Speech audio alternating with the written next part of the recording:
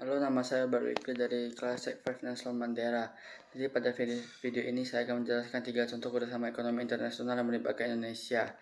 Ekonomi internasional melibatkan kerjasama antara berbagai negara untuk mencapai tujuan ekonomi bersama.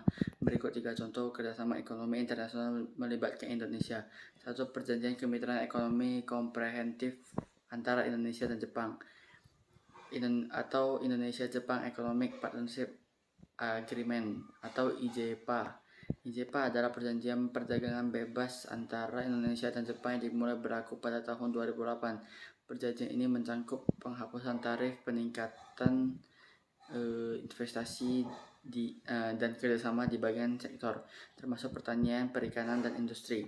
Jadi manfaat dari IJPA adalah telah meningkatkan ekspor Indonesia ke Jepang, terutama dalam sektor otomotif, produksi kelautan, dan tekstil. Jepang juga meningkatkan investasinya di Indonesia, menciptakan lapangan kerja dan transfer teknologi.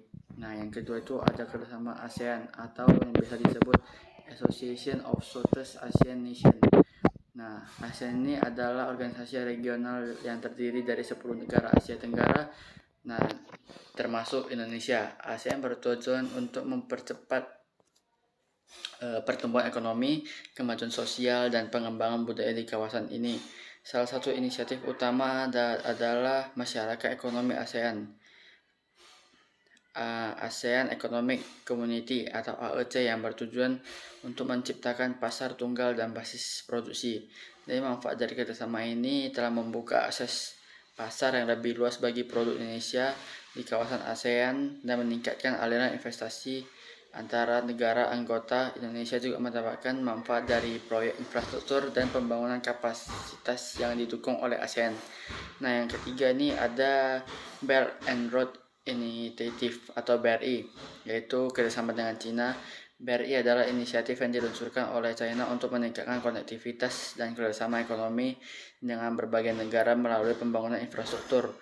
Indonesia juga menjadi salah satu yang berpartisipasi dalam inisiatif ini dengan berbagai proyek infrastruktur besar seperti pembangunan pelabuhan, jalan raya, dan kereta api. Jadi manfaat dari proyek ini, proyek BRI di Indonesia telah meningkatkan infrastruktur nasional yang yang pada gilirannya meningkatkan efisiensi logistik dan daya saing ekonomi. Kerjasama ini juga telah menarik investasi asing langsung dari China dan menciptakan lapangan kerja baru di berbagai sektor. Ketiga contoh ini menunjukkan Indonesia telah terlibat dalam kerjasama ekonomi internasional untuk meningkatkan perdagangan, investasi, dan pembangunan infrastruktur. Itu saja video yang bisa saya jelaskan.